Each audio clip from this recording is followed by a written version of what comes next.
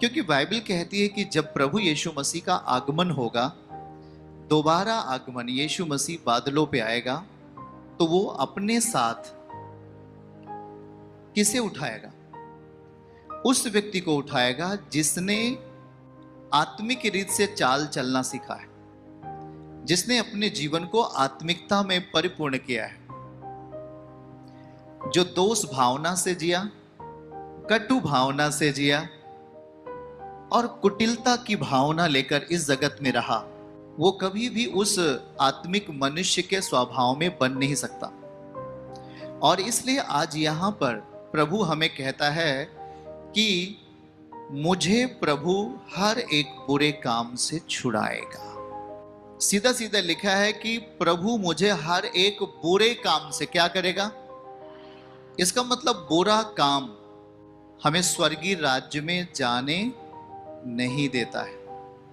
बुरी परिस्थितियां हमें स्वर्गीय राज्य में अवरोधक हैं, रुकावट हैं।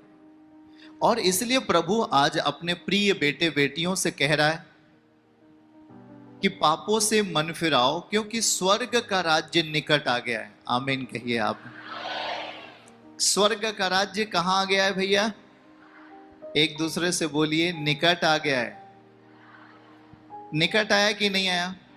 जब तक परमेश्वर का राज्य उस व्यक्ति में जाएगा नहीं, वो आजाद ही नहीं हो सकता। और यीशु मसीह ने कहा कि जहां पर मेरे नाम से दुष्ट आत्माएं निकाली जाती हैं, बीमार चंगे किए जाते हैं, मेरा राज्य वहीं पर है। आप सोच लो, प्रभु कह रहा है कि मैं तुझे बुरे काम से छुड़ाने आया हूं। कोई गलत किया है? वो हमें बुरे काम से छुड़ाने के लिए आया, वो यीशु मसीह गलत काम कर रहा है? और हमें कौन से राज्य के लिए स्टैंड कर रहा है, खड़ा कर रहा है? कौन से राज्य में ले जाने के लिए? पड़ोसी को हाथ पकड़ो, स्वर्गीय राज्य में जाना है। आमीन। अब कोई ये कहे कि हमें कभी मरना ही नहीं है, तो वो तो उसका एक पागलपन है। क्योंकि प्रभु ने मृत्यु का स्वाद चखा। क्यों चखा? प्रभु चाहता तो मरता नहीं, लेकिन वो क्यों मरा? क्योंकि वो धरती पे आकर ये देखना चाहता था कि मनुष्य के ऊपर क्या क्या दुख आते हैं। बेचारा बीमारी में होता है, गरीबी में चला जाता है, कोई धनवान आदमी गरीब को सताता है, दुख सहता है। वो सारी चीजें का अनुभव किसने लिया? यीशु पिता ने। और ये भी अनुभव लिया कि मैं भी मौत में जाऊंगा। मौत का स्वाद क्या किया? जैसे हम लोग खाना खा के स्वाद चख लेते हैं, ये इसमें नमक ज्यादा है या कम है, वैसा प्रभु कहता है मैंने मृत्यु का स्वाद चखा। चखने के बाद उस मृत्यु को हराकर, उस बीमारी को हराकर तीसरे दिन फिर से हमारे आपके लिए जी उठा। अंधियारा कभी ज्योति को हरा सकता है?